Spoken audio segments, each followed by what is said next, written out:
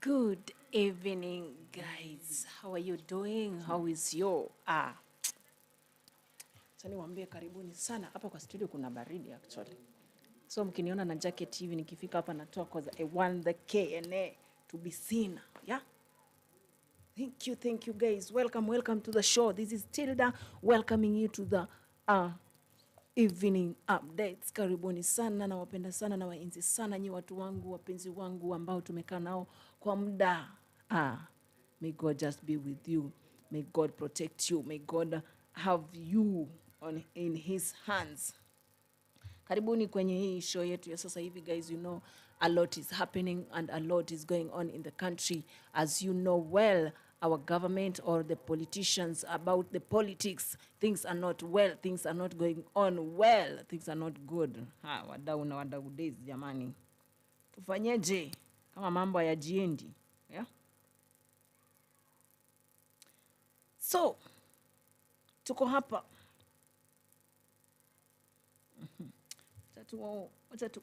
Wacha niwaambie sasa. Huyu ni Sifuna. Huyu ni Sifuna ambaye anasema ya kwamba yeye hatambui broad-based. And you've heard Sifuna talking a lot about this broad-based thing. Sasa mi ujiuliza. Okay. Sorry kidogo. I have I think we'll be okay. Aya, mimi sitambui broad-based government. Yeye hapana tambua. Sifuna said so. And everywhere he goes, guys, you've seen that Sifuna amekuwa akisema kuwa yeye hatambui mambo ya broad-based. Yeye mambo ambayo walielewana ikuwe mambo ya broad-based. Ilikuwa mambo tofauti, but what is happening is not what they agreed. Okay? He's the one who signed, is the Secretary General of the party. Eish, we. Lakini sasa yeye hapana tambua hayo maneno. Guys, what can we say on this thing? What can we agree on this thing? Is there a broad-based? Yeah? Akaambia watu vizuri pia, kama watu mnaamini sana na mnapenda sana hii kitu ya broad-based, inafaa sasa mtuambie, na kama mnapenda Raila Amolo Odinga sana, vile ambavyo mnasifu broad-based, sawa? Mmesema mlikuwa na shida, UDA ilikuwa na shida, ama serikali ilikuwa na shida, Ruto akakuja akatafuta baba, na sasa baba ndiye ameshikilia hii serikali. We guys, it's going to be nice. We, yani sasa watu wa broad-based, but the way it was a good question, I liked it. Sawa. Ilienda na venye inafaa ikuwe. Yeah? Even if you come and say hatukuandikishana Sifuna kuwa anatuuliza maswali, but it makes sense to me. Sawa? Kama serikali ilikuwa na shida, alafu Ruto akakuja akatafuta baba, sawa? Na baba ndiye ameshikilia serikali. What does it mean? It means that baba ndio anashikilia serikali. Sasa baba ndio yuko pale. So what we want is in 2027, we want now Ruto to go behind baba. We. Ebu mnasikia, I think mnasikia venye ina flow. It's going well, it's moving, it's flowing. Which is true. Kama ukiangalia vitu ambazo ziliandikishwa kwa ile broad-based, ama if you hear them say how venye waliandikishana, venye walipanga mambo yao, kuna venye walipanga. These things of abductions should stop. Economy should change. Sawa? I think we should have a good economy right now. But as we talk, maybe why mali uko economy iko sawa? I don't think so, because economy is not economizing. Economy is economizing us right now. We are not okay. We are not fine. Yeah? Kitu ambacho waliandikishana kwa ile broad-based ilikuwa every Kenyan to be happy, to have that freedom. Yeah? So, like, hata pia amezungumzia mambo ya Salasia, but people, I want you to talk to me and tell me what's happening to the country, because na hii story ya Salasia, mbona ieleweki jamani, mbona ieleweki? Sababu ukisikiza story kuna mwingine anasema mambo tofauti, mwingine anakuja na mambo mengine tofauti, mengine anakuja tofauti. But today I've had Senator Sifuna say that he had just sat down and I saw a news coming saying that Salasa has been abducted. Ameshikwa na watu ambao wasiojulikana. If is this the country that we are in right now, Aki guys, we are not okay. We are not safe. Yeah. Which are these people who are coming to just take the people anyhowly? Yeah, munapiga gari risasi. Okay, namna time tire. So you are targeting to this person. Where are you taking these people? And some are saying that Salasa is lying. This isn't it propaganda too? So guys, let me tell you something. In this country, we have to learn how to give out an information. Okay? We have to learn how to give out an information. And when somebody brings an information, make sure that the information is the truth, is the reality about the thing that you are saying. Wacha kuchase clouds. We want to know what is really happening. We want to be so much sure of what we are talking about or what people are saying outside here. To something like abduction, something that mtu ameshikwa, mtu ametekwa nyara, and you don't know where this person is. You don't know where this person has been taken to. You've not seen this person since he left the place he was that time. Alikuwa kwa ziara zake pale za kuzungumza na wananchi. Yeah? But somebody else is coming and giving us an information that we cannot understand. So I listened to a certain channel, somebody saying that Salasia has abducted himself. Ama sijui amefanyaje, ama mambo ni uongo, mara sijui ilipiga risasi, one bodyguard alimanage kufanya nini, ku escape, na pia akamsaidia flew out to the nearest bush. And then at the end of the story, I think alikuwa anasoma from the page of Facebook page of Salasia. Okay, so story haieleweki. Mimi nataka kujua ukweli. I want to know who has this information, all the information. Sawa? We want to know. Ukiandika kitu tafadhali tuandikie kitu tukaelewa, ama tufanyie kitu. Utueleze kama unataka kutupa information, tupe information ambayo iko sawa, information ambayo inaeleweka, information ambayo inasomwa na watu wengi, sawa? If you're giving out information on a YouTube, you have to know that it's being watched with a lot of the people, with a lot of people in the world. It's not only the country, but you have to know it's the whole world that is watching. That's why sometimes, that's why you see sometimes, or let's say not sometimes, like just a few weeks ago, tumeletewa story na BBC. Why? Unaona hizo shots mlikuwa mnachukua, hizo videos mlikuwa mnachukua mkiwa street, wale watu walikuwa na drone ambao walikuwa wanachukua zile videos venye shootings zilikuwa zinafanyika. For you, wale walikuwa wanachukua zile nini, hawakuwa wanaelewa what is happening, walikuwa wanachukua tu. But the time they posted it, the BBC people took it and wakaenda wakaichambua vizuri, wakaiona vizuri, wakaiangalia, wakaifafanua vizuri, and then they brought it now to you kama iko sawa. We want information that shows, and information that somebody will understand, okay? We are on this thing of broad-based. What is broad-based? Broad-based is a thing that was formed by government of Nani. Uhuru is just in my mouth. Ruto and Raila. Sawa? And right now, what wanasema 2027, Ruto aende nyuma ya Raila. So, meaning that Raila will be vying. Okay, that are some of the questions that we are asking. Guys, today I'm here, me alone, and it's just now. The first and the second I was with Felix, but Felix has gone to another place. Sawa? Kuna zile vitu ambazo mtaona pale kwa page ingine kwa. It's just a cane, but he will be posting some things there. He will be live somewhere. So guys, I want to talk with you, or to talk to you, tusaidiane hii mambo. Sawa, you ask me a question, I answer you and na kuuliza swali pia unanijibu. Kuna live chat pale, na pia kama hujasubscribe, tunaomba ukasubscribe. You click on that notification bell to be getting an information before ama ukue the first to get the information before the other people, sawa?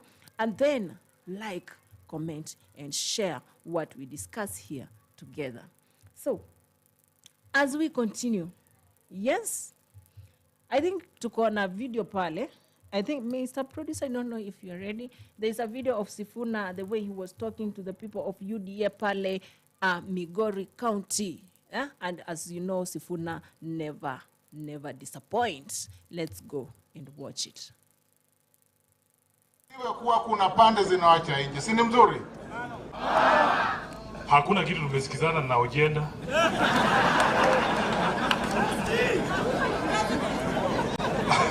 Watu wa Migori oye.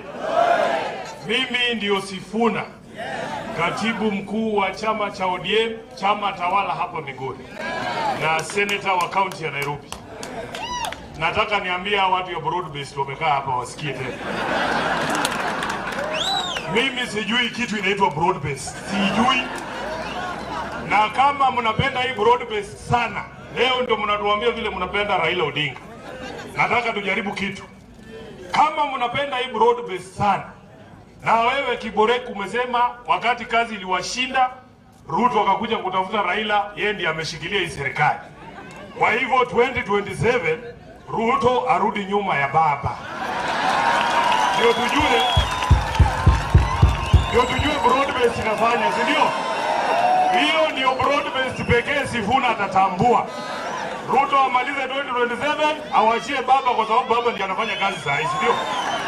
Ala, ni watu namna gani? Boda power. Sasa mimi nataka nianze kwa kuwashukuru na kushukuru seneta wenu.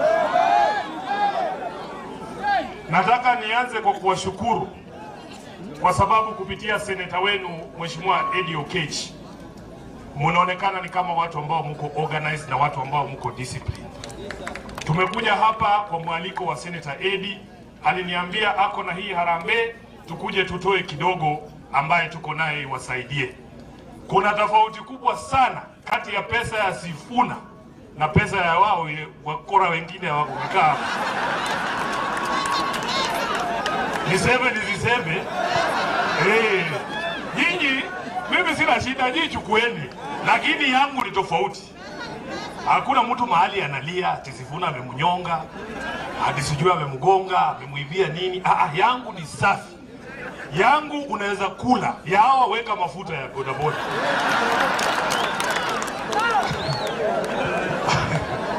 Nataka niseme hii sekta ya bodaboda, sisi wanasiasa tunawaheshimu, na pia wakati mwingine huwa tumewatumia vibaya sana. Na wale wa broad-based, wale wataongea nyuma yangu, wakuje wawaambie, kwa sababu 2022 Ruto akitafuta kura alisema kama wewe ni mtu wa bodaboda, next time tukikutana na wewe ni mtu wa Uber. Unanielewa? Alisema hakusema. Sasa ule broad-based atanifuata kuongea hapa, atuambie leo ametoa ngapi na siku gani mtakuwa watu ya Uber mtoke kwa bodaboda. Nimesikia kuna mjumbe hapa amesema mnaumia mpaka kwa manyumba kwa sababu ya kukaa kwa pikipiki, si ndio? Si mnataka magari? Si waliahidi magari? Haya, Mheshimiwa Cheruiyot, ukikuja utatupatia hiyo timetable vile hao watu watafika kwa hii mambo ya magari. Sasa juzi Mheshimiwa Raila aliniambia mambo mbili. Alisema hao wengine waongee tu, lakini party position inatoka kwa nani? Katibu mkuu wa chama.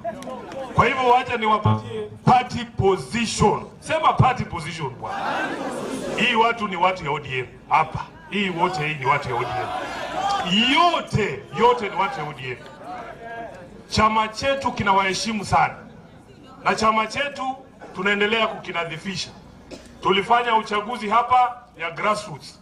Najua kulikuwa na shida hapa na pale, tutatatua. Haya mambo yote tunafanya ili kuweka chama chetu tayari kugombea urais mwaka wa 2027. Hatujaachana na azma ya kuongoza taifa hili letu. So mimi nataka mkae ngangari na mliniona pale wakati ambapo tunaandikishana MOU.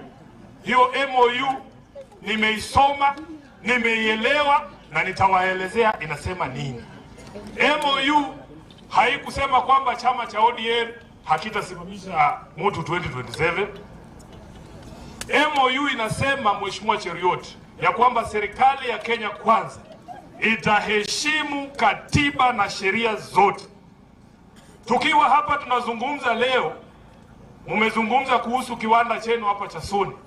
Sisi tunasema we have no problem with investors. What we need is transparency, kwa sababu that is what the constitution says. We want transparency. Kama wabunge wako hapa, kuna maswali hawawezi kujibu. Kwani mli-involve nani wakati ambapo mnafanya hii mambo ya leasing? Sisi tunataka kuwe na uwazi, and public participation must be there. The people must be carried along when we are doing these programs. Karibu sana Mheshimiwa. Jambo la mwisho, karibu sana Mheshimiwa.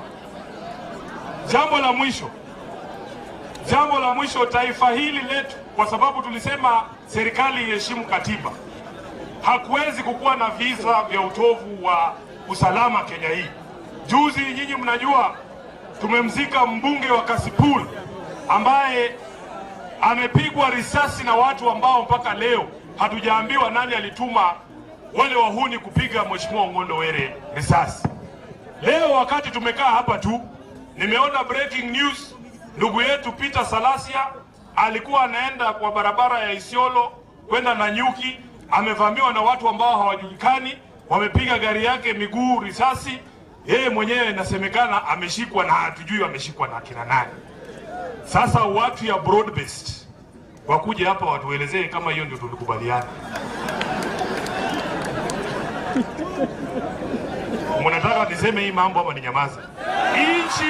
Nchi ya Kenya si mambo na barabara na hospitali na masoko peke yake. Wananchi wanataka kuishi maisha ya starehe na maisha ambaye hawaogopi ati watashikwa ama wapigwe ama wachukuliwe na watu ambao hawajulikani. Sasa wacha baba aliniambia kitu ya pili nisikuwe chungu sana. Wacha nitoe pilipili moja nikomee hapo. Ndio hao watu wasirudi pesa yao, sio pesa yetu. Mungu.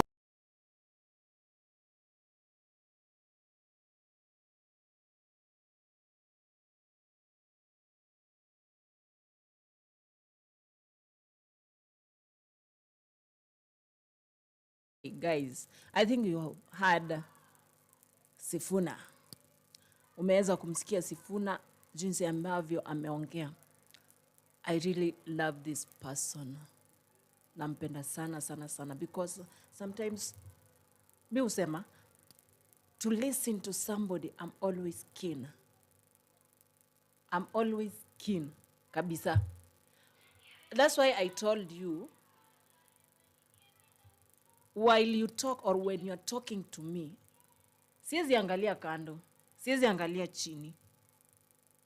I wanna look you in your eyes. Sawa? Ukisema uongo nitajua unasema uongo. That's why I always tell you, huyu anasema uongo, huyu kuna uongo anasema, but kuna ile ka ukweli pia anasema.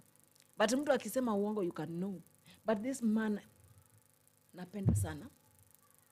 Napenda sana jinsi ambavyo anazungumza kwa Wakenya, jinsi ambavyo anatoa ukweli mpaka unauma wengi wao. Yeah, I think you can see. I think even you can hear from the people. Sawa? Nataka utaenda kwa pale kwa ile function ambayo walikuweko hao wabunge wote ambao walikuwa wanaongea, walikuwa pamoja, walikuwa wabunge wa UDA pamoja na wa ODM, walikuwa tu pamoja pale. So every party was talking everything about everything that is happening in the government or anything about the broad-based thing. Yeah? Thank you very much, Koech. Welcome to the show. Hi to you. Yeah? Asante sana. Naona unatuenzi pia wewe, unatupenda sana. Unapenda KNA, but we love you so much than you do. Yeah, haujui jamani, because to just take your time and be with us since morning until now, actually that's so amazing to us. Yeah, so tusemaje? Umesemaje hapa hivi? Umesema Sifuna lecture is a sharp reminder that unless the government addresses inequality and ensures transparency, public discontent will continue to grow, especially as the country edges closer to the 2027. Actually, is the truth and the reality that we are speaking about. This person is very sharp because huyu ni mtu ambaye ukikaa na yeye ufanye na yeye vitu ama upange na yeye is a person who keeps the thing in the mind, not just with the words. I think you get it. And actually, I think the other politicians should learn from Sifuna. Why do I say they should learn from him? Maybe he has bad things to do. Yes, of course, kila mtu akona ubaya wake, sawa? We don't want to get into that, but let's talk the reality that is here. Okay, you're talking about the broad-based. Sifuna comes and reminds you, mimi ndio niliandika. Sawa, niliandika nikiwa kwa ofisi yangu. There's nowhere that we wrote that abductions zifanyike ama a normal or let's just say a Kenyan anafaa kuishi akiogopa. It says all Kenyans should live happily with no fear. Hapana unatembea kwa njia unaogopa ati utashikwa utapigwa risasi. These people who are abducting people, where are they from? And who are these people who are sending these people to come and abduct people? Yeah? We want to know. Sifuna, thank you for reminding us so many things that we have forgotten for a while. Yes. Koech comes again and says, Sifuna's remarks are a timely call for accountable leadership. Yeah? His push for inclusivity and fair resource sharing reflects the real concerns of ordinary Kenyans. Leaders must now focus on serving. Thank you. Thank you. Thank you. Thank you, Koech. Watu wanangangana tu, tumejoin serikali, sisi wote tuko hapo, the ODM, the broad-based thing is happening. We brought it because of helping the common mwananchi from maisha yatoke chini ya kuje hapa juu, kila mtu akue. Do you see any? Do you see any? Like right now, inafaa by the way tuna focus on working and serving the country in a good way, in a good manner, in a respectful way. Yeah?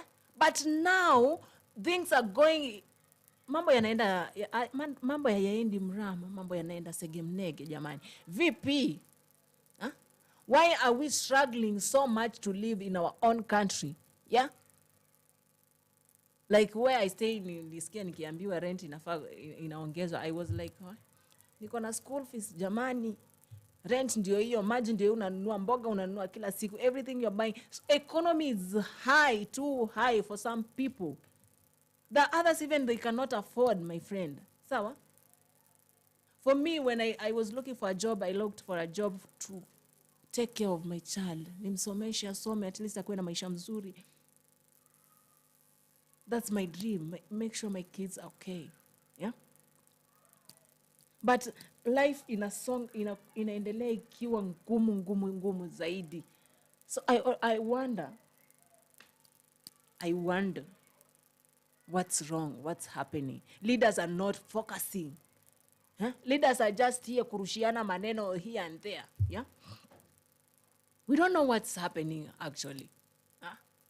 Kama mnasema mmetuletea broad-based, okay, mmeleta na mkaieka. Aya, who is helping the government now? That person who is helping the government is Raila. Who is the president? The president is Ruto. Alafu? Wapi hapo palikuwa pamekuwa pagumu ambapo ilibidi mtafute Raila? But you know, let me tell you guys, these parties are not okay. Kuna watu wa Raila wanataka Raila arudi nyumbani. Sawa? Cause hii serikali hakuna kitu inamsaidia. Yeye ndio upinzani, but ameachia watu wengine upinzani. You see? What should we do? What we should do is to focus and work for the Kenyans. Stop fighting on the things that we even doesn't know. The things that will just leave them here and go. Yeah? Wale wabunge ambao mnapiganiana kule ofisini.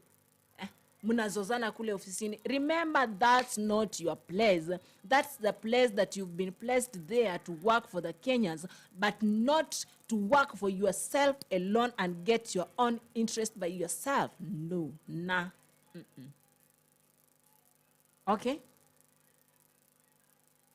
Kenyans, we are struggling. Mpaka unashanga, why did we vote? Is these people, yani by the way nikiona mtu mwenye nipigia kura kama kazi haijafanyika kwa constituency yake, I always feel like, oh God, hii ni mistake tunafanya sisi wenyewe. Like there are those people, yani hata mimi upenda, you know those people were coming up, wanaona mheshimiwa hajafanya hii kazi, anatoa pesa yake, anakuja anafanya hiyo kazi. I always say this now are the people. But watu wenye tunavotia tunaweka pale, si watu ni kama si, I understand. You get? They're not understanding what they're supposed to do. Lakini mtu mwenye ako huku nje, mwenye anaona hii haijafanyika na niko na pesa, let me make at least. At least. Kuliko ikae venye inakaa hivi. Yeah? So watu wengine mkikumbushwa, amtaki, mkiambiwa ukweli, amtaki. What do you want? What do you want? Ala. Mnataka tu mkuwe mkishibishwa na uongo. By the way, you can go somewhere, as I always say, you can go somewhere, uheshimiwe sana, udanganye. Udanganye, upike watu na uongo. Watu wafurahie. Lakini kuna mahali pia utaenda udanganye, watu wakuangalie tu kidanganya, alafu uenda, hakuna mtu anashughulika na wewe. Sawa? Kuna wengine wanapenda uongo sana than ukweli. So hao wengine wanataka uongo, uambie uongo, wafurahie, useme ni ukweli mahali ambapo si pa kweli. Kama kwa kazi ya serikali, I really want you to be telling us the truth, because the government is the government that is supposed to take care of the other Kenyans. Lakini sasa mnapigana, mnazozana, mnatusiana. Oh, like there's another one who said there, eti Sifuna. I always laugh and tell myself, kweli kama hao watu tulipigia kura, raundi hii tuligonga ukuta, hatukupita through, tuligonga ukuta. Why do I say this? It's because mtu anasema tumekubaliana na tumepanga ama tumekubaliana na Sifuna. Alafu Sifuna asimama akwambia hakuna mahali mimi nimekubaliana na yeye kwa sababu sitambui mambo ya broad base.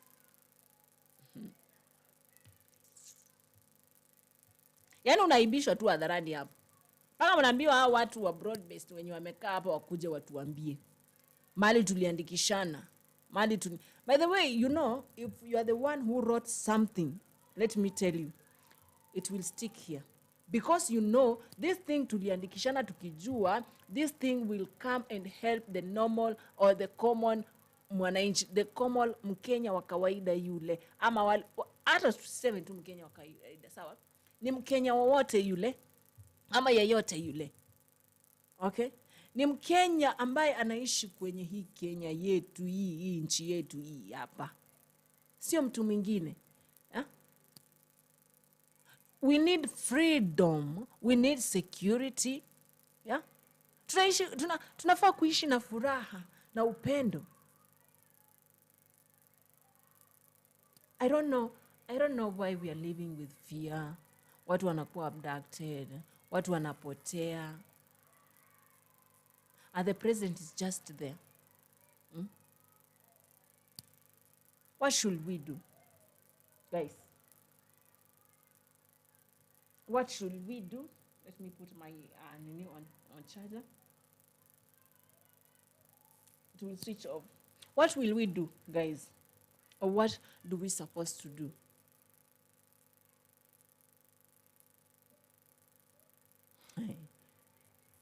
Mbona watu hawataki kuambiwa ukweli? Lakini huwa tunaambiwa kawaida, ukweli unauma.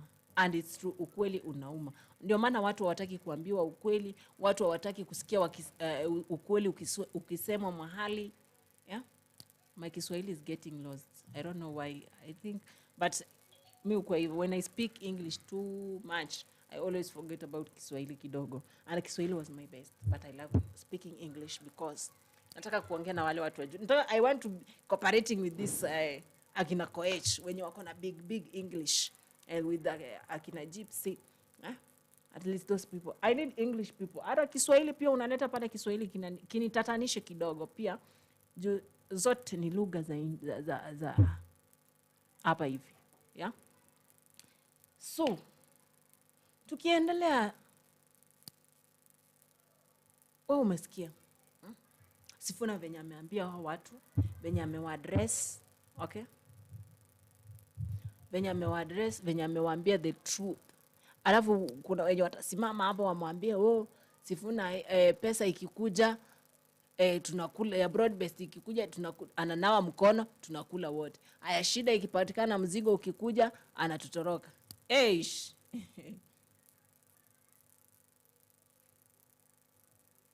What can you say on that actually?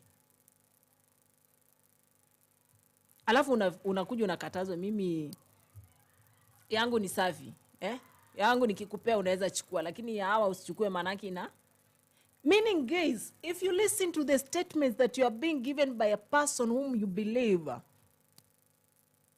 unaweza pata information, meaning that there is some dirty money in the government.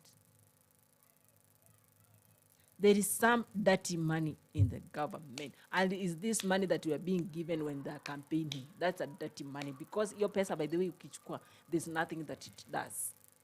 Hata uchukue uweke kwa log savings, utaikula na credit na bundles. Hakuna kitu ya maana utafanyia.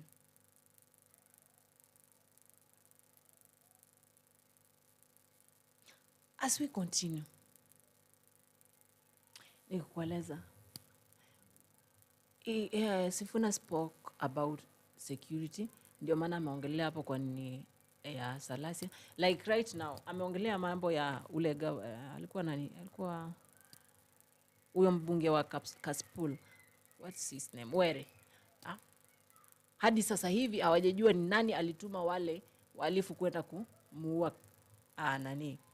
Kaspul whoever. Were from Kaspul. Yo majina inachanganya. Sasa sijui. Kaspul is a place, but Were is a person. So, he was the MP. Yeah. Thank you, God. I think mind inafaa ikuwe inakimbia, but I don't know why is it slow. So guys, as I was telling you, mwenye alitumana Were auawe, the MP of Kaspul. Akufanya nini? Hajajulikana. Watu bado hawaja. Yaani hawajui bado. Sawa? Right now you get news. Salasia ampotea, gari yake imepigwa risasi, blah blah blah blah. So unashanga, in which country am I in? If is this the country that we are in, if is this the country that we are living in right now, which the country that has no security, yeah? But let me tell the government this.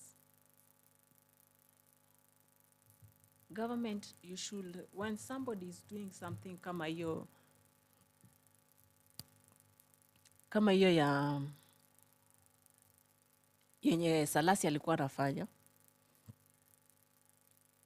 instead ya akuwe tu na wale bodyguards wenye wako nao, why can't you give them some policemen or GSUs, at least watembe na wao for just their safety? Si ni watu wako kwa government. See, they are working for the country. Why can't you just give them the tight security to be with them? This an MP is not just a normal person that you can assume. Yeah, this is something that's so serious that you should be following up. This is something that you should be looking what's happening in the country. Because kama, you know, Sifuna said, mimi nimeogopa kwa sababu gani? Kama mtu amesimama nyuma yangu na anasema huyo mtu mwenye kwa pikipiki asishuke, kuna wale wabunge bado tuna target. Meaning that there's something that is going on that you cannot understand. Maybe uelewe tu. You get it, guys?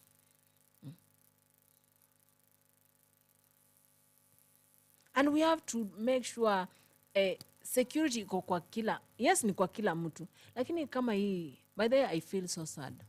Yeah, I feel so sad because that's a Luya and it's being mali yako. Let's just pray to God apatikane na mambo ya kuwe sawa na hizi vitu zikome kabisa. Yeah, like we saw kuna pia mahali kuna vita hizi mambo ya Somalia and Ethiopia. I don't know what's happening because Kenya hatuna sahi usalama sijui kwa hizo mipaka pale. Yeah,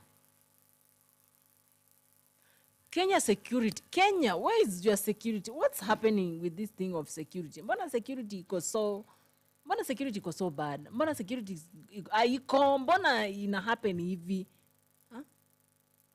Atuseme ati ndio wameanza kufight. They were fighting before and manini, but hii ni kitu ambayo inafaa tukue tumekaa, kitu ambayo tumekubaliana, hizi vita zimeisha, no fighting anymore, mipaka iko sawa, anybody can pass through, anybody, yani vitu ziko, yani security is so tight and good.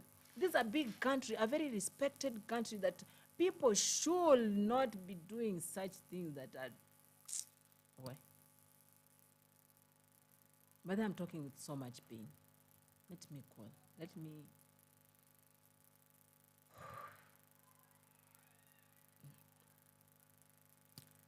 yani,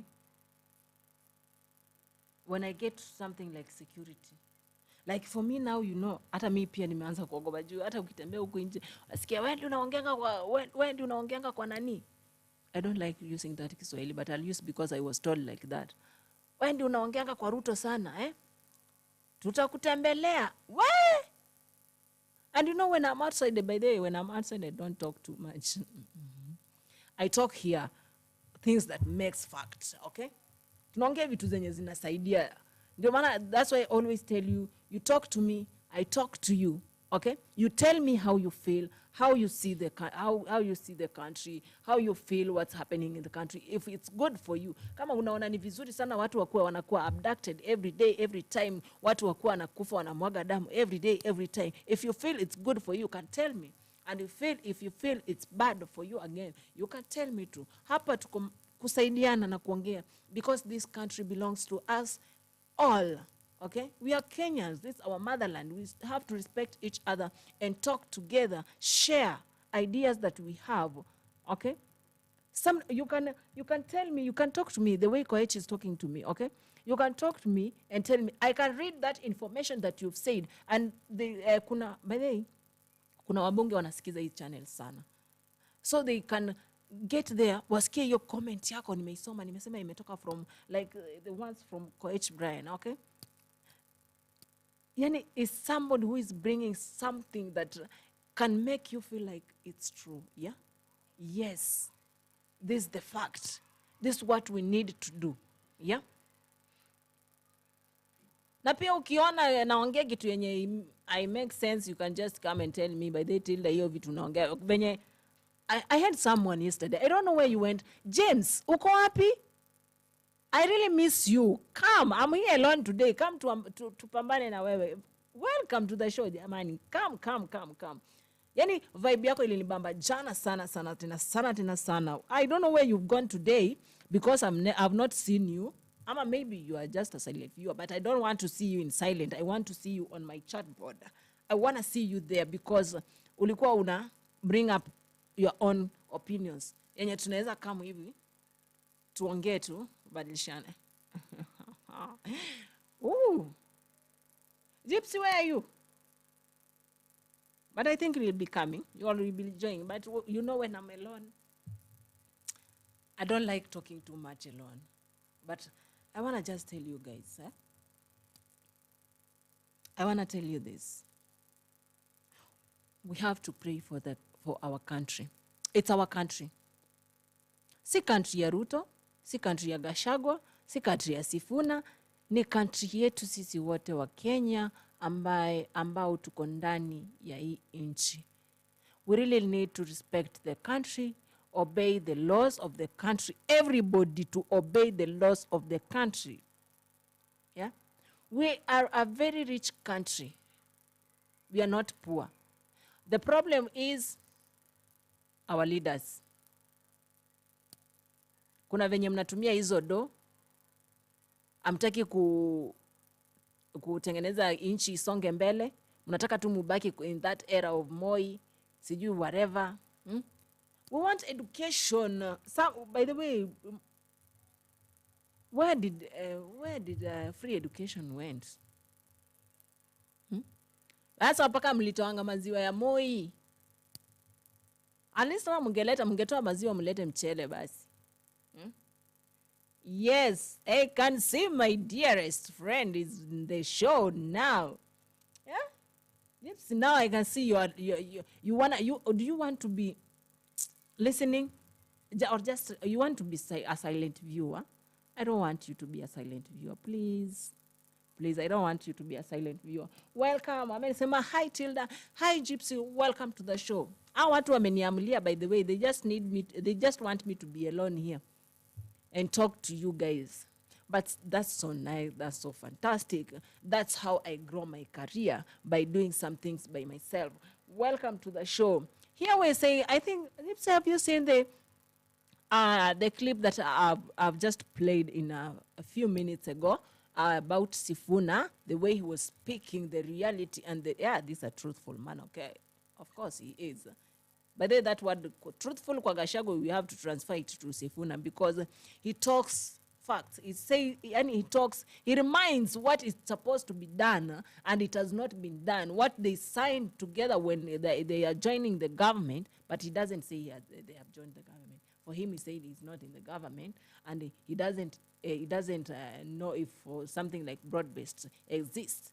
So I understand. But he says this. He signed or he wrote what they should be doing on this thing that we call a broad-based. But he doesn't understand. I understand him because kama yeye ndiye aliandika na anaona vitu ambayo waliandikishana wakiwa pale wakitengeneza hii serikali ya broad-based, hakuna kile kitu ambacho kimefanyika. There's nothing that has happened since they made the broad-based government. Yeah? There's nothing that has happened. There's nothing that has been done. If you see something like security, you see the security now in Kenya is so bad. Yeah? People are just getting lost, evil. Yeah? Evil too. If the MP can be abducted with unknown people, do you think we are? Do you think we have security? No.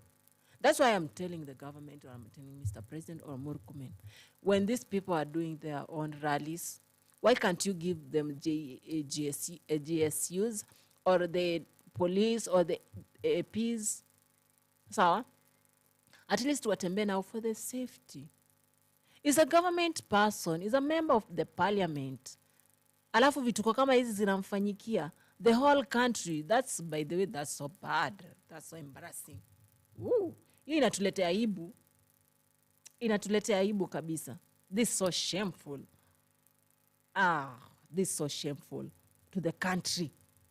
Sasa msikie BBC imeanza kuwaletea an MP from Kenya was abducted when he was from his rally. On which way? Is it Isiolo to whatever?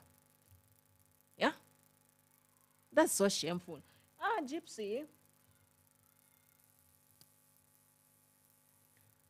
Kenya has the best constitution, but the problem is our politicians who disregard everything and anything to do with guardians in law. Quite you have been told hi with Gypsy. Where you say hi back to Gypsy? Okay. Gypsy, the way you say and whatever you say, Kenyans has the best constitution. Of course, Kenya has the best constitution, but the problem is the politicians we have. The problem is the politicians that we have in the country, the leaders that we chose, the people that we elect. Where I feel like just going and grabbing them and squeezing them and telling them that, you know, you're failing the country. We chose you to come and lead the country and make sure the country is in a safe way. Aye, man. Why are you letting this happen? But I think security should be the most high thing that should be happening in the country. Yani mtu akiingia Kenya, anajua I'm safe. Sai mtu anaogopa. You heard even that a woman who was abducted who was from Tanzania, a Tanzanian. Yeah? Aibu gani hizo jamani? Mbona Kenya tunajiaibisha hivi? We have no security. And then when you go and ask the CS, atakwambia, I didn't get information, or I don't know, you know, I should say before, so you should. Man, wewe, uonangi news? You don't watch? Sometimes I feel so annoyed. Sometimes I feel like coming for you. Sometimes I feel like, ish. Guys, what should we do? Ebu tell me, what should we do so that tunaweza tengeneza our country ikuwe in a good condition? Ouch. Hey. Yeah? Kenya ikuwe in that place of, yani, when people comes to the country, wanajua when you go to Kenya, the security is tight. Yeah? The security is okay. You can walk freely. Yeah? Yani you have freedom. Yeah? You are happy. You do your things in an open way. No one, hakuna mtu anakuja na kutishia life. Hakuna mtu mwenye atakama akushtue. Sawa? You are living with enough. Yani we need freedom. Freedom in life we need. Kenyans. When someone makes a speech, usimuattack. Usimungoje pale kando uanze kumuattack. That's not fair. That's not good. That's not. You should work as a Kenyan. Sawa? Mambo ya siasa tunaelewa, mambo ya siasa jinsi ambavyo huwa yanakuwa mambo ya kukosana wakati wa campaign mostly. That's what I believe. Wakati wa kukampeni, kwa sababu kila mtu anajiuzia sera zake na anataka kushinda kura zake. Sawa? He will talk the way he wants, she will talk the way she wants, but coming when you have elected these people, they go together, sit together, and do work together. Yale mambo ya campaign yanaisha. Sawa? Si ati huyu sasa ametengeneza speech. By the way, Salasi was doing something good. By the way, if I just hear or feel like Salasi is an upcoming who? Is an MP. Anangangana hapo akuja akue nani? Akue president. And then this happens. Kabisa. And then we say our country has security. What's up, guys? What's up?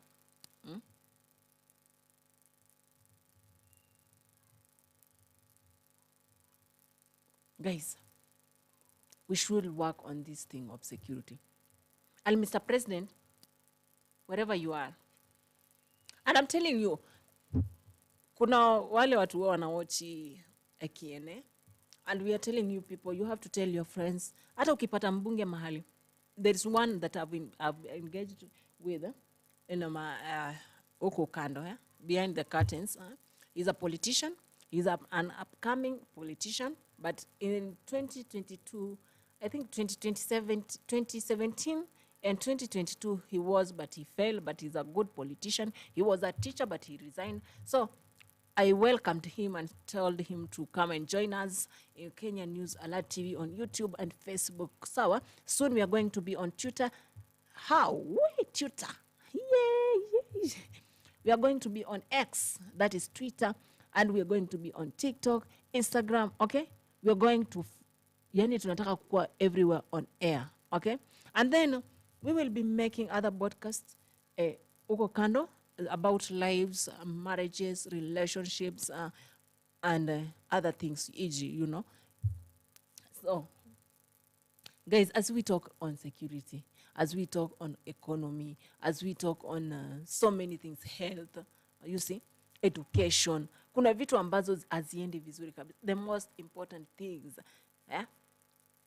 the basic needs that we want in the country are not happening.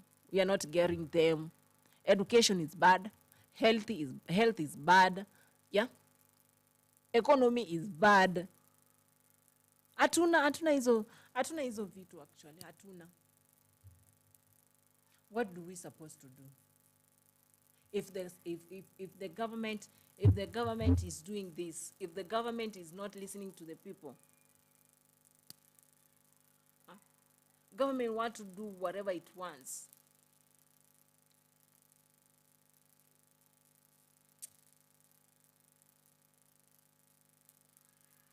Oh, guys. What? Okay. As people want.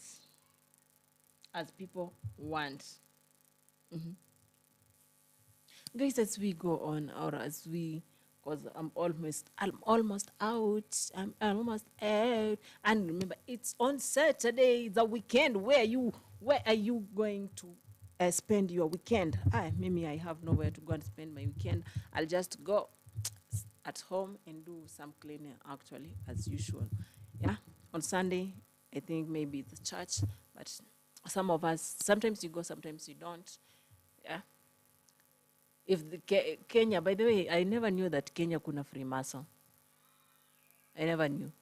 But nimeona there's some things are going on, things that even you cannot explain, things that you cannot talk about, especially the country itself, about the economy thing, about the security thing. That makes me so sad is about the security. Because with no security, there's nothing that can move on in this country or in this life. Or the president is telling us we should guard ourselves. Yes, security begins with me. For me, by there, I know how to make security on myself. Sawa? I know. When it comes, I can walk anytime I want on the road, but I should be careful with some people that I'm engaging with. Okay. Kuna watu pia, like right now, wacha niwaambie, right now I'm so kidogo, benye niliambiwa tu.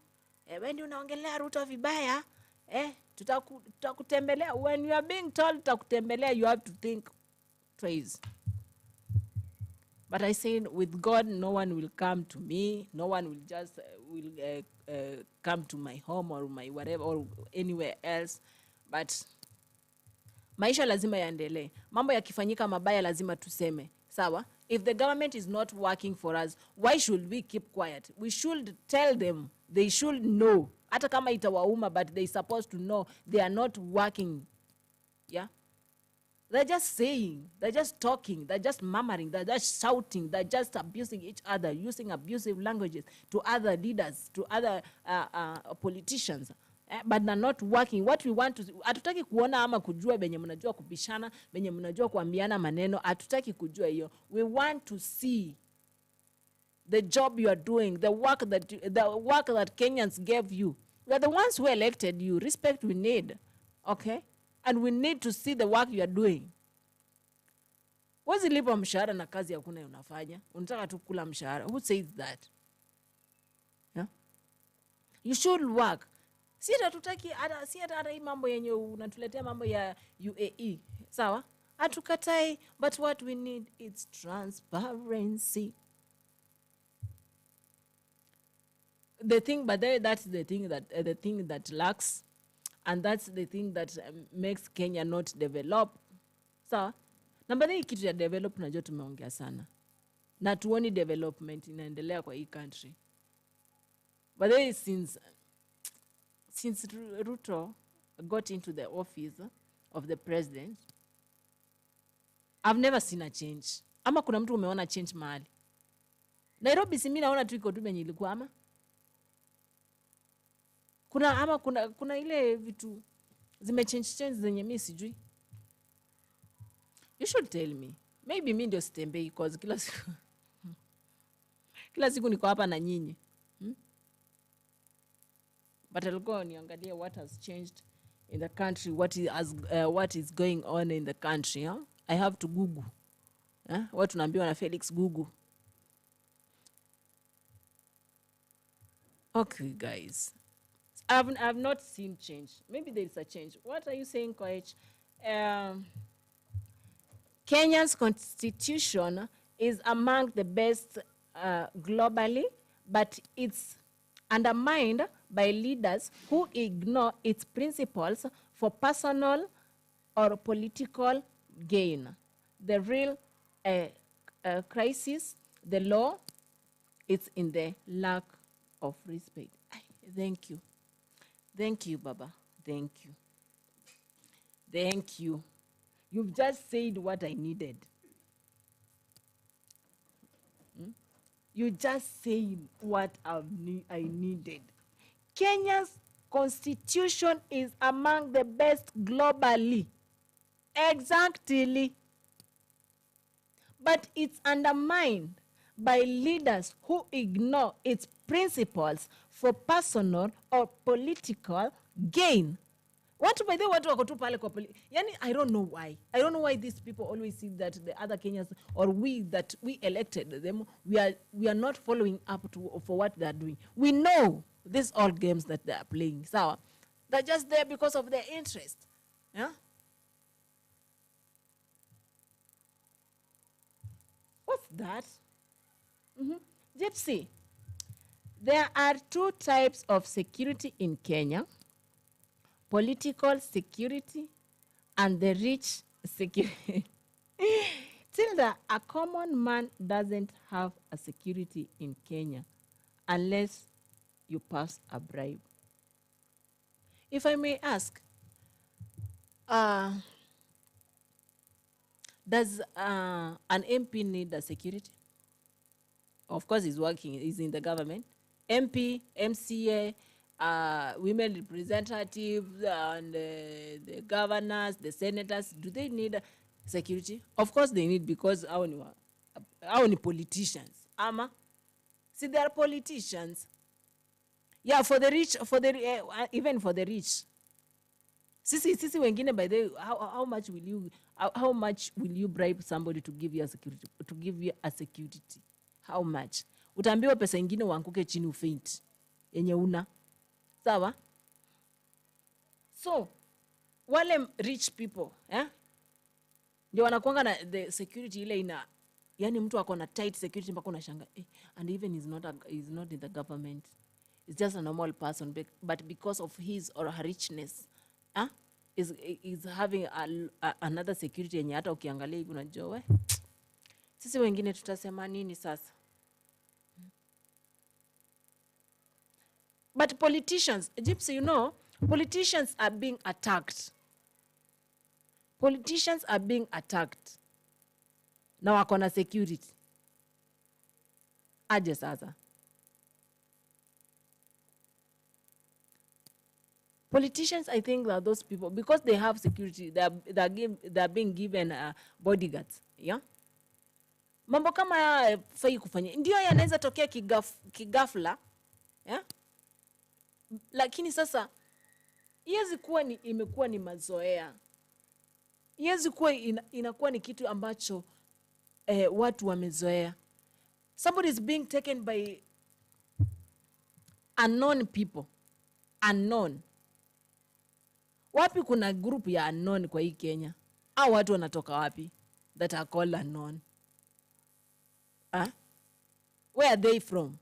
Are they Kenyans? Are they Somalians? Are they Ethiopians? Or are they Ugandans? Or who are they? Watu mpaka tunaogopa kutembea. Kama mheshimiwa anaweza shikwa, anaweza kuwa abducted, na sisi wengine, jamani, the normal person like me, I fear. Even I need to go now. because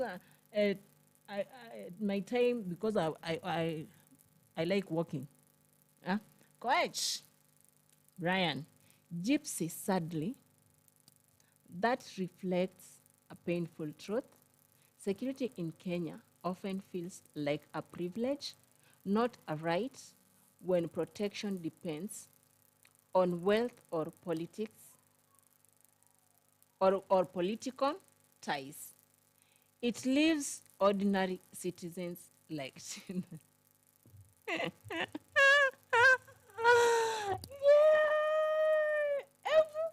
Ebu nirudie tena. This one is getting me. Gypsy, sadly. Gypsy, I think you've heard it. Sadly. That reflects a painful truth. Gypsy, first of all, sorry, I forgot to read your comment there. We all need security. We are all Kenyans. Of course, yes, we need security. We are all Kenyans. But as you said, sawa, security hatutapewa. Hata watu wenye tunataka watupee security, I think they're the ones who will just come and abduct us. The same people. So, you know. And then, hii ya nani imenibamba, eh? Gypsy, sadly, that reflects a painful truth. Security in Kenya often feels like a privilege, not a right. Oh, let me get it now. It's not a right. Security is not a right. For us Kenyans, ama unajaribu kusema? We. It's not a right. When protection depends on wealth or political ties, it leaves ordinary citizens like Tilda. Of course. I think I've gotten it right. Wealth and political ties. Sasa watu wengine kama sisi tujipange tu. By the way, that's why I always say mimi napenda kujipanga. Sawa? When I have my problems, I don't involve police or whoever in my problems. I always finish my problems by myself. Zikinishinda, maybe I'll tell my friend Zulfa as usual, tuone venye tunaweza sort out issues. Okay? But zinakuanga, kuna zile zinakuwa serious, you have to involve the police, but unakaa chini unafikiria these people, when I go and tell them, I want to take action. So, we always, tunakaa tu hivyo venye tunakaa. By the way, it's God. Let's say, how watu wengine when we, what's happening? This, we other people that we do have security, because security iko na wale watu wa uko na wealth, sasa the wealth and political ties huko. Sisi mwingine, actually, when we have God, we are okay. God will protect us in any way. Si ati nakwambia uende ukose mahali God will come and no. But you have to know God is there for you every day. Sawa? There's nothing bad that can happen to you when you have God. Okay? Even if the government will refuse or will need bribes so that they can give you security or bodyguards to be with you, remember there is God. Go pray to God and God will protect you in any way that you need. Okay? Let's not assume things. Let's be perfect in God, not human beings. Okay. Quite says again, it leaves ordinary citizens like Tilda exposed and... wait. You know my tab is going off. And exposed and disillusioned until accountability and equal justice are enforced.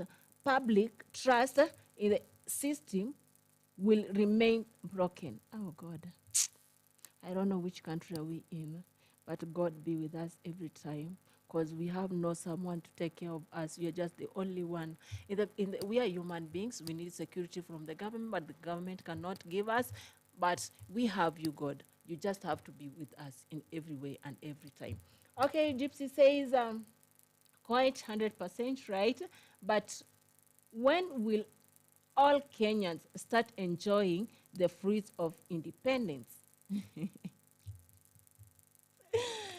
Too much inequality. Yes. Tilda, Koech is explaining the true meaning of security in Kenya. Yes, he's right. That's why I always tell you, Gypsy, I love Koech because he comes with something. Yani he comes and opens your mind. Okay? I don't want to talk Kiswahili too much. I don't think if you understand Kiswahili a lot, but I think you understand kidogo, the small Kiswahili. But let me tell you, he comes and tries to open my mind and think big. Okay? Let me just say, we are just thinking upper. But he comes and makes us think at least beyond. Okay? He brings us and think beyond it. Okay? So, this thing about the security, you see? Any security inakuja kwa vitu zingine. But actually, mmeona ama mmesikia mambo ambayo Sifuna ametuambia kabisa, tumeelewa. Things that, by the way, when somebody speaks to you, he knows what is, you knows. When somebody comes and tells you something, he knows what is happening in the government, so he comes and reveals it to you.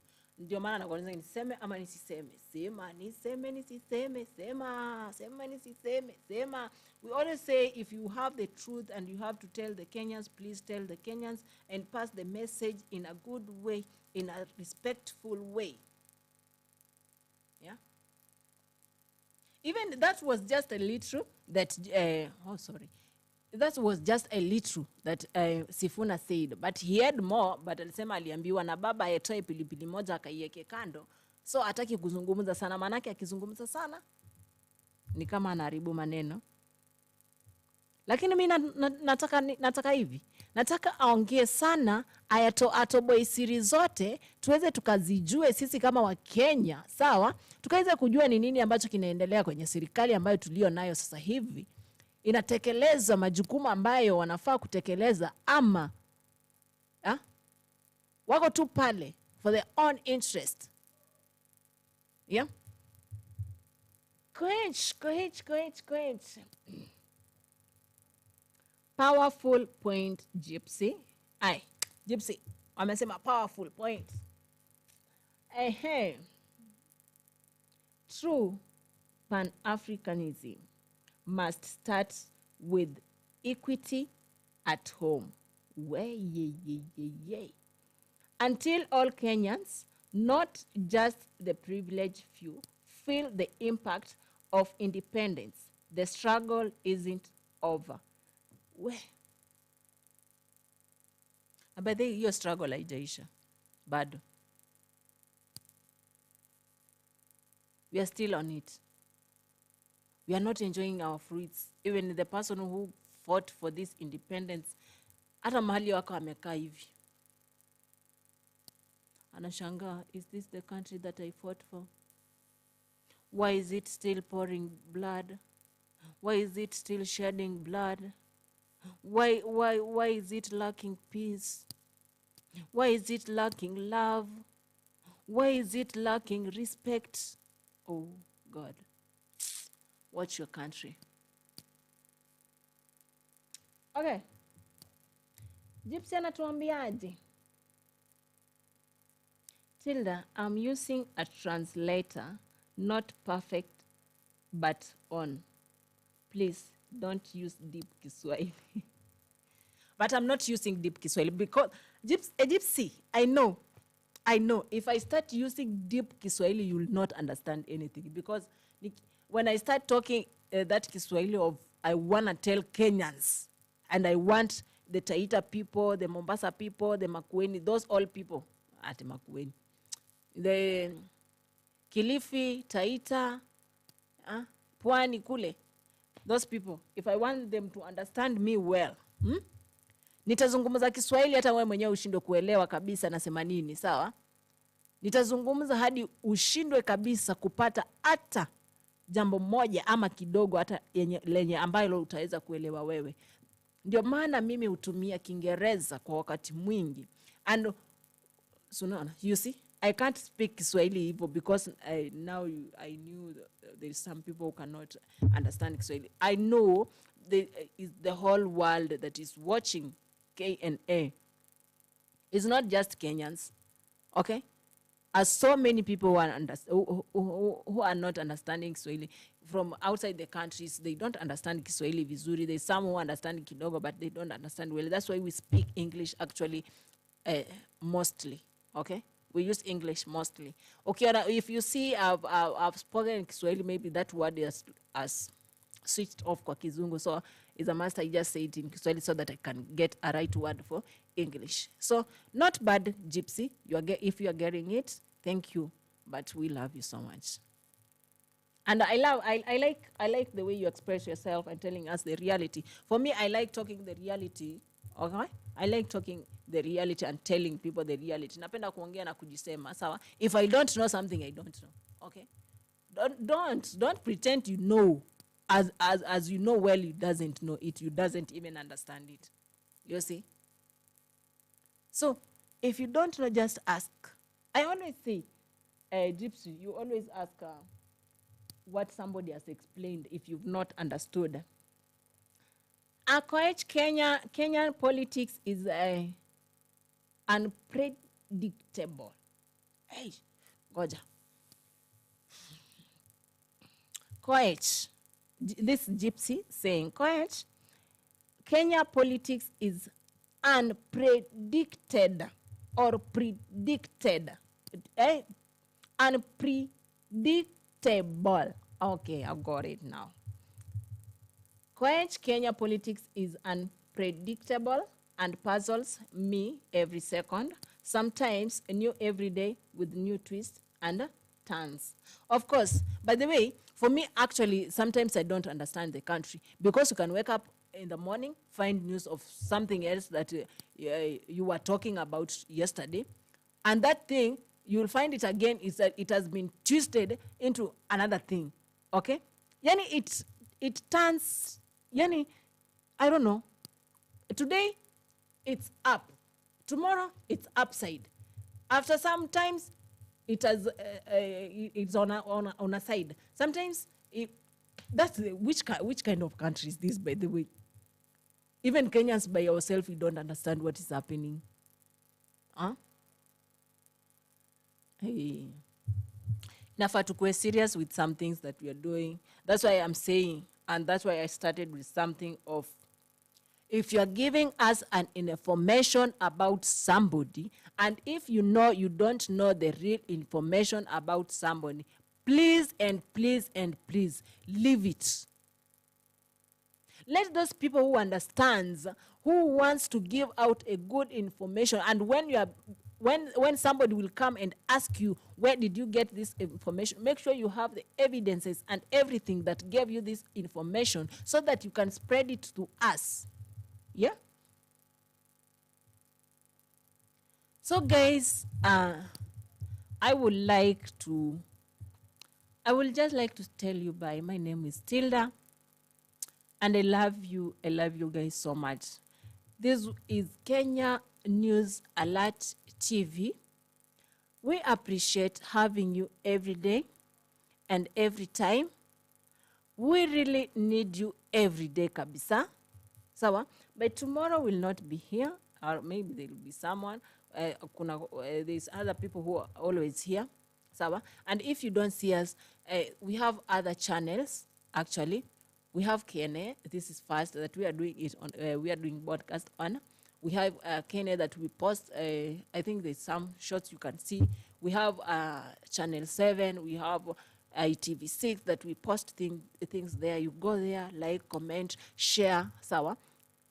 We have so many channels. Kuna KDL, Kenya Digital Media. So we have those so many channels that we want you guys to come and copy in. We post some things there. So when we go break, actually, we always go and do something that we call uploading. So tutacheza na machine pia. We don't just talk or shout here alone, but there's something side hustle that we call side hustle from the broadcasting. We do uploading, and we want you to go there at least. At least, and see what we are doing there, okay? and even tell us. We always read the comments there.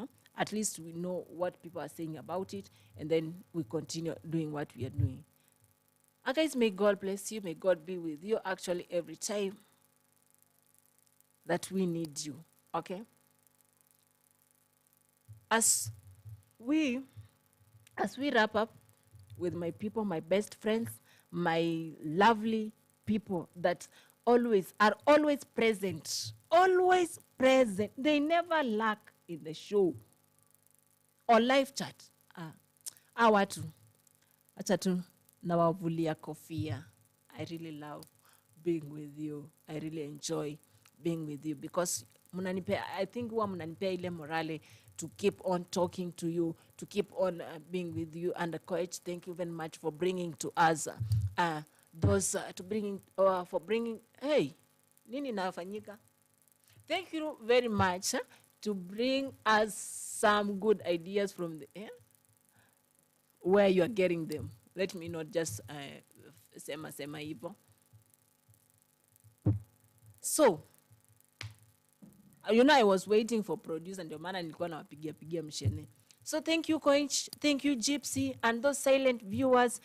We will see you again on Monday morning. I think let's pray for Zulfa. I think atakuwa poa your time when we will be here. But see you. Asante sana kwa wale ambao mmetujoin siku ya leo wakati wa sasa. You've been with Tilda, the girl in the house. Today aliamua akuwe peke yake. So asanteni sana kwa kuwa nami na kukaa pamoja nami. Hii imekuwa Kenya News Alert TV evening updates, and we have seen and heard what Sifuna has said, and we have at least chatted together and at least helping other people with some ideas that they didn't know. Okay, see you when you see me. May God bless you. Amen, amen, amen. Kwa heri ya kuonana, tuonane inshallah.